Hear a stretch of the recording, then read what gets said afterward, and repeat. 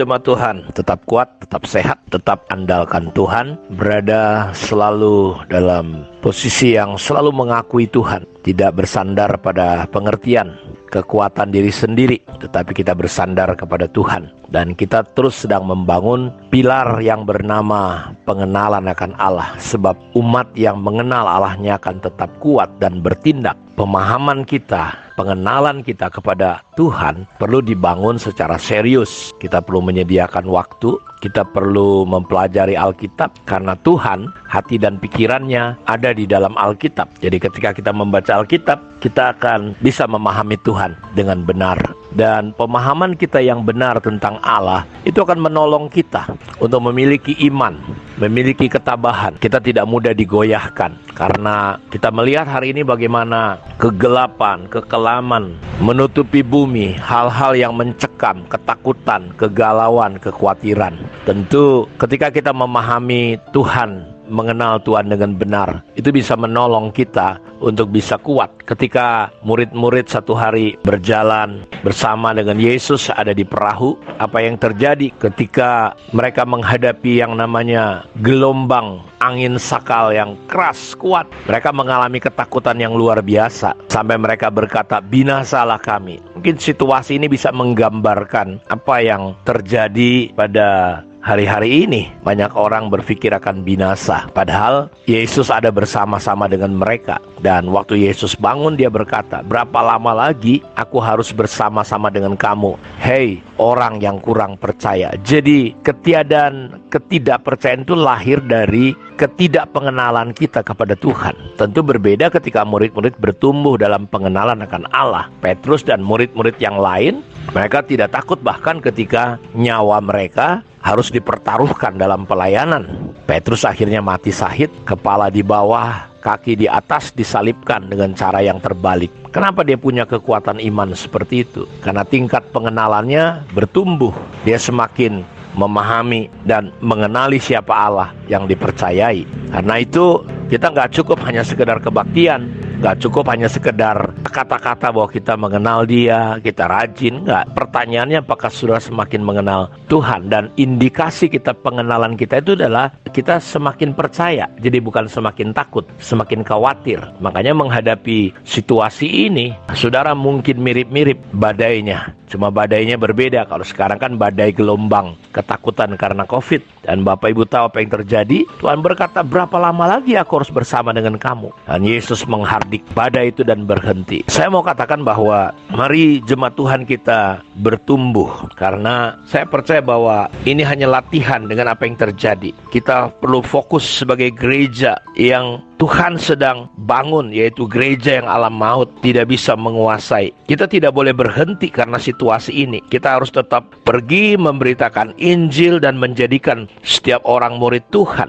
Jadi situasi ini harusnya menyiapkan kita, karena pandemi yang lebih besar akan datang menggoncangkan dunia ini. Dan kita perlu berdiri teguh di atas firman Tuhan, memiliki fondasi yang tidak bisa digoncangkan. Kita masuk dalam tuaian global, tuaian besar yang sebenarnya akan terjadi. Tuhan akan lakukan rencana dan kehendaknya. Karena itu saya berdoa, saudara, kita perlu ada. Karena kegerakan ini ada atau tidak ada saudara, Tuhan akan lakukan itu. Karena itu saya berdoa supaya kegerakan yang Tuhan mau lakukan di akhir zaman ini, kita ada di dalam dunia, di dalam kegerakan itu. Karena itu kita nggak peduli apapun yang akan terjadi. Saya percaya bahwa sebelum antikris, sebelum murka Allah dinyatakan atas bumi ini, harusnya kita terlibat betul-betul di dalamnya. Karena itu kita akan lihat ya, sangkakala yang ditiupkan oleh malaikat ketika meterai ketujuh dibuka, supaya saudara bisa tahu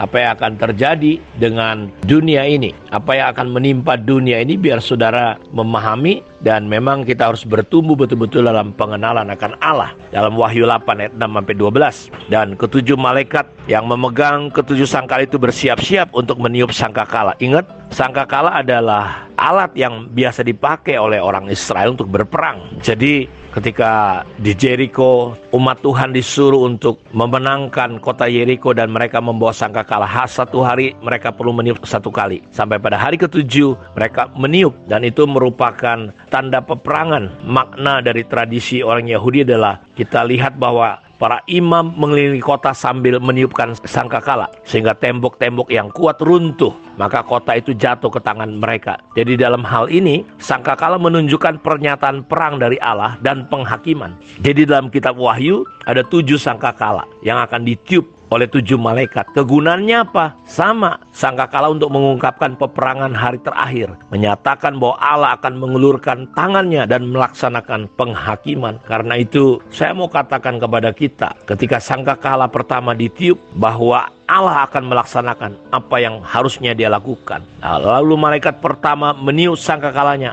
terjadilah hujan es dan api bercampur darah dan semuanya dilemparkan ke bumi. Maka terbakarlah sepertiga dari bumi dan sepertiga dari pohon-pohon, dan hanguslah rumput-rumput hijau. Lalu malaikat yang kedua meniup sangkakalanya, dan ada sesuatu seperti gunung besar yang menyala-nyala oleh api dilemparkan ke dalam laut, dan sepertiga dari laut itu menjadi darah, dan matilah sepertiga dari segala makhluk yang bernyawa di dalam laut, dan binasalah sepertiga dari semua kapal. Jadi kita melihat secara spesifik ketika sangkakala ditiup, ada kata sepertiga, ya, laut, sepertiga kapal-kapal, sepertiga ya menjadi darah, sepertiga mati makhluk yang bernyawa dalam laut. Ayat 10, lalu malaikat yang ketiga meniup sangkakalanya, dan jatuhlah dari langit sebuah bintang besar bernyala-nyala seperti obor, dan ia menimpa seperti dari sungai-sungai dan mata-mata air. Nama bintang itu ialah Absintus, dan sepertiga dari semua air menjadi Absintus, dan banyak orang mati karena air itu, sebab sudah menjadi pahit. Lalu malaikat yang keempat meniup sangkakalanya,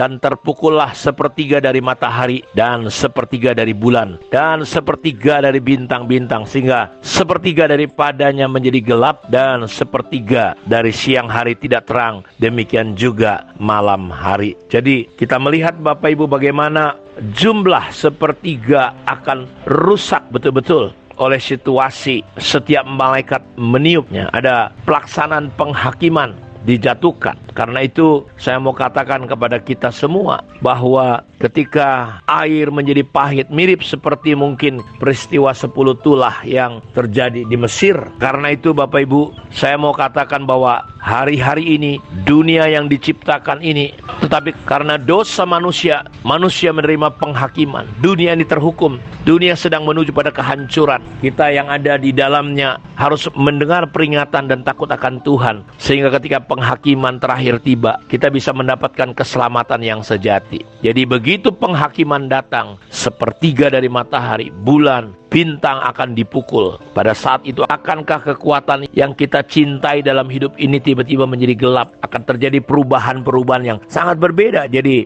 COVID-19 ini merupakan latihan. Jadi kita bisa melihat kalau literatur Yahudi menafsirkan kegelapan sebagai kebutaan dan penghakiman bagi mereka yang menyembah berhala. Jadi ini mengingatkan bahwa kehidupan kita perlu menyembah Tuhan yang sejati. Ingat bahwa kekayaan, kesuksesan, kecantikan, karir kita, mampukah kita menghadapi situasi yang akan datang? Karena itu saya mau ajak kita, kenalilah Tuhan dengan sungguh-sungguh dalam kehidupan kita. Kiranya Tuhan Yesus memberkati kita semua. Shalom.